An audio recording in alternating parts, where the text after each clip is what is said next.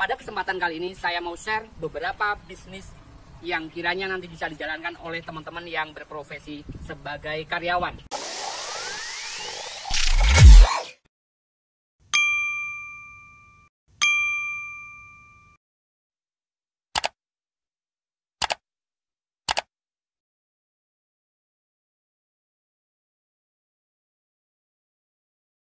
Teman-teman yang berprofesi sebagai karyawan tidak menutup kemungkinan bisa menggeluti bisnis di sela-sela kesibukan.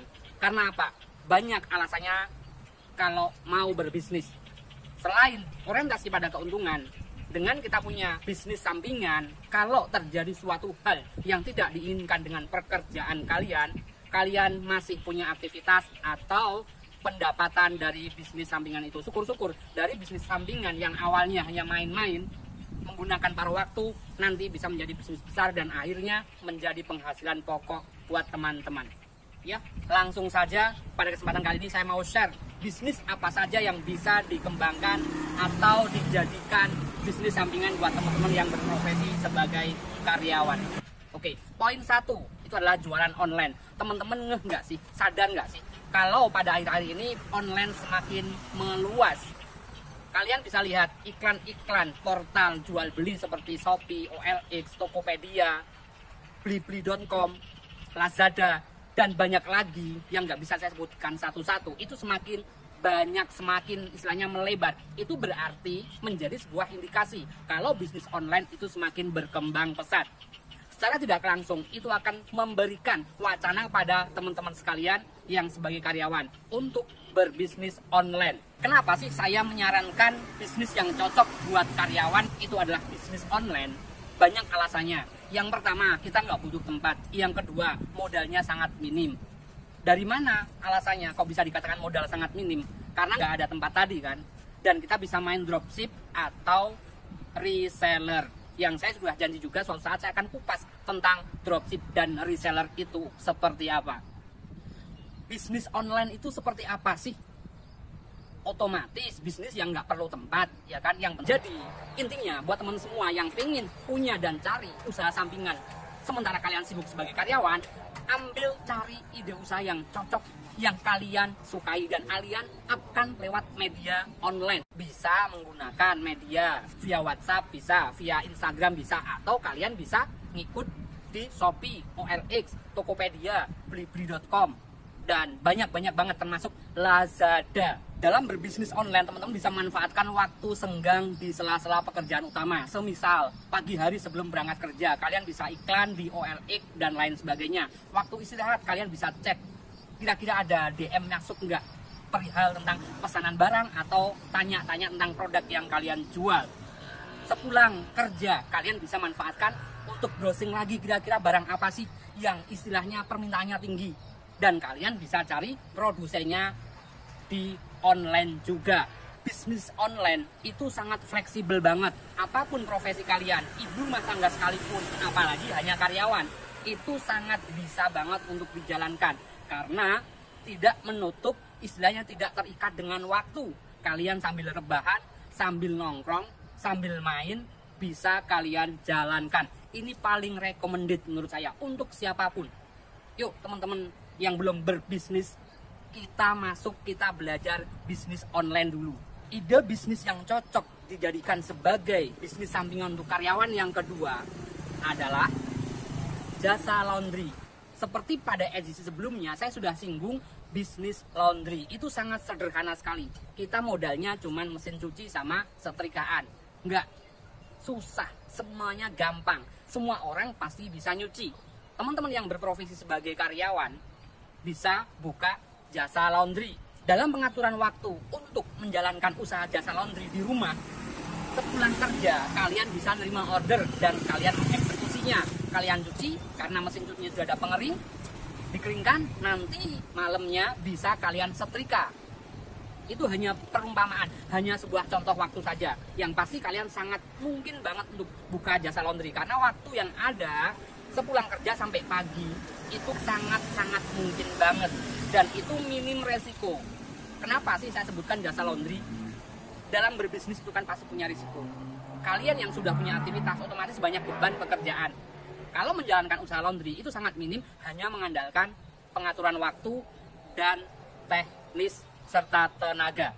Ide usaha sampingan yang cocok buat karyawan nomor 3 adalah jualan kue. Jualan kue ini sangat mungkin banget bisa kalian lakukan. Bisa pagi hari sebelum kerja. Buat teman-teman yang suka masak, yang hobinya masak, buat ibu-ibu karir, pas banget nih untuk para ibu-ibu yang bekerja ataupun teman-teman yang suka masak dan sibuk dengan pekerjaan. Ini bisa menjadi sebuah peluang usaha. Apa itu? Membuat makanan atau kue. Misalkan teman-teman suka masak tuh, kue A, kue B, menu makanan A, makanan B, dan lain sebagainya. Bisa kalian jual secara online tadi, ya kan? Intinya kita buat makanan, baik itu kue maupun makanan berat. Bisa kalian open order dari teman-teman kerja ataupun lingkungan sekitar. Misalkan pulang kerja dapat orderan makanan bla bla bla bla, kita siapin, paginya bisa dikirim atau dititipkan, atau teman-teman kerja yang pesan kue atau sarapan, atau mungkin kalau pekerjaan kita, tempat kita kerja dekat dengan rumah, kita bisa nyiapin makan siang. Itu menjadi sebuah kesempatan banget buat teman-teman yang suka masak. Beda lagi dengan teman-teman yang suka masak. Sekarang zamannya sosialita, zamannya Instagram. Buat teman-teman yang suka foto-foto, ini ada sebuah peluang yang bisa dijadikan bisnis sampingan untuk karyawan. Bisa jualan foto secara online. Teman-teman boleh foto-foto alam atau foto pribadi. Foto yang kiranya menarik bisa kalian jual di portal penyedia foto online. Untuk lebih jelasnya, seperti apa sih perihal tentang foto yang bisa dijual secara online, kalian googling aja. Sudah ada Mbak Google, semuanya bisa diatur. Lanjut lagi nih, usaha atau bisnis yang bisa dijadikan usaha sampingan buat teman-teman yang sibuk sebagai karyawan. Penerjemah. Teman-teman yang suka dengan bahasa asing, baik itu bahasa Inggris, Mandarin, Arab, atau lain sebagainya, itu menjadi sebuah kesempatan memanfaatkan keahlian yang ada. Nggak usah repot-repot keluar rumah, tinggal upload apa keahlian teman-teman sekalian, menunjukkan pada halayak apa keahlian kalian. Kalian bisa menerima jasa penerjemah. Kalau hal ini saya nggak perlu ngomong banyak, teman-teman tentunya pasti lebih paham. Beda lagi dengan penerjemah. Teman-teman yang memang keahliannya dan pekerjaannya di desain grafis, sangat mungkin banget buka usaha sampingan atau bisnis sampingan sebagai jasa desain grafis. Kebutuhan akan desain grafis untuk saat ini sangat tinggi banget. Itu seiring dengan perkembangan online. Semakin tinggi transaksi jual beli online, semakin banyak transaksi yang terjadi, itu otomatis kebutuhan jasa desain grafis meningkat. Jadi, buat teman-teman yang punya keahlian di bidang desain grafis, nggak usah khawatir. Bisa kalian manfaatkan open order jasa pembuatan desain grafis. Berlanjut ya, dari jasa desain grafis, ternyata teman-teman yang suka dengan website dan memang pekerjaannya di bidang develop website, kalian bisa buka jasa develop website. Kalian bikin web yang menarik, kalian tawarkan kepada beberapa tempat usaha atau toko online, atau teman-teman kalian, pangsa pasarnya sangat tinggi. Sangat tinggi. Karena apa? Tadi saya sampaikan, perkembangan bisnis online semakin tinggi. Bisnis sampingan yang bisa dijalankan oleh karyawan selanjutnya. Nggak ada kan teman-teman yang nggak punya motor sekarang. Itu sangat banget bisa untuk jadi sampingan. Apa itu? Kita bisa gabung sama transportasi online. Jadi gojol di Grab sama Gojek atau provider lain yang intinya transportasi online. Kalau teman-teman memang punya mobil, bisa gabung juga di GrabCar-nya. Dengar-dengar penghasilan dari transportasi online itu bahkan bisa lebih besar dari gaji karyawan. Apalagi di akhir pekan buat teman-teman yang tinggal di kota wisata seperti Solo, Jogja, Bali, Bandung, Jakarta, itu penghasilannya bisa 10 kali lipat. Itu menjadi sebuah kesempatan kita untuk memanfaatkan apa yang kita punya. Daripada pulang kerja duduk diem ngalamun, mending kita bisa jalan-jalan dapat penghasilan. Pada sebelumnya saya sudah nyinggung tentang broker properti. Ternyata ini bisa juga dijalankan oleh teman-teman yang berprofesi sebagai karyawan. Kenapa sih saya menyarankan itu? Lagi-lagi tentang waktu. Broker properti itu nggak butuh waktu yang khusus, nggak butuh modal banyak juga. Karena kadang kita berpikir kalau berprofesi sebagai karyawan dan pengen punya sampingan, kita mikirnya di modal. Modalnya nggak ada, waktunya nggak ada. Nah ini cocok banget. Kalau kalian memang permasalahannya di modal dan waktu, kalian bisa mencoba di ranah broker properti. Kalian cari-cari teman yang mau jual tanah, bangunan, rumah, atau dan lain sebagainya. Dan kalian juga bisa cari-cari teman-teman yang butuh kontrakan, yang butuh kos-kosan, yang butuh tanah, yang butuh rumah, atau rekanan kalian yang butuh gedung atau gudang. Pas banget, kita tinggal status WA, kita tinggal post di Instagram, tinggal post di marketplace Facebook. Gampang kan kita mengembangkan bisnis yang broker properti itu. Sebenarnya ini konsep umum. Kalau kita menjalankan bisnis untuk kesempatan pada saat sekarang ini sangat jauh banget berbeda dengan tahun 90-an. Sekarang semuanya basis online, segala sesuatunya hanya dilakukan dengan tangan. Kita tinggal upkan secara online. Boomingkan secara online seluas-luasnya. Promosikan produk yang kalian jual selebar-lebarnya. Pentokin sampai mentok. Bisnis sampingan yang cocok buat karyawan seperti saya sampaikan di depan tadi itu hanya beberapa contoh. Masih banyak yang saya nggak bisa dan nggak harus nyebutin A sampai Z. Ya kan, kalian bisa mengkondisikan, bisa melihat kondisi sekitar apa yang dibutuhkan dan apa yang ada pada diri kalian.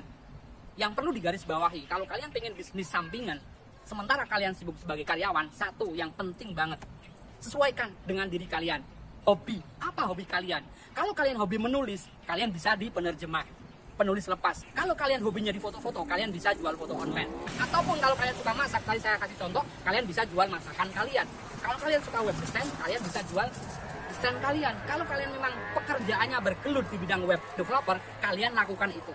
Nah, kesemuanya itu apa yang saya sampaikan, yang penting hobi kalian suka apa. Jangan sampai kalian suka masak tapi maksakan diri kalian jual pakaian, atau malah kalian sukanya masak malah bikin tutorial make up, nanti nggak masuk, nggak nyambung.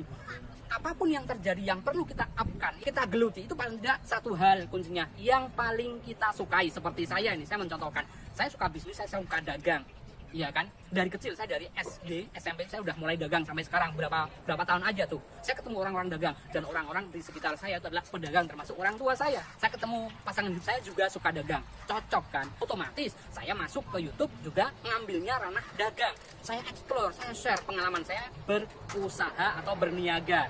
Jadi intinya buat teman semua yang pengen punya dan cari usaha sampingan, sementara kalian sibuk sebagai karyawan, ambil cari ide usaha yang cocok, yang kalian sukai dan kalian upkan lewat media online. Apapun itu.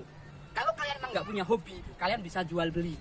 Ya kan? Kalau memang kalian sukanya tanam-tanaman, yang pernah saya singgung tanaman hias, udah gelutin itu. Kalau kalian suka dengan ikan hias, gelutin itu. Kalian upkan karena biar orang tahu kalau kalian jual apa, kalau kalian ngapain. Ini adalah pentingnya sebuah pemahaman tentang marketing, tentang promosi. Sebenarnya kalau bagi saya, promosi marketing itu wajib dikuasai oleh setiap orang.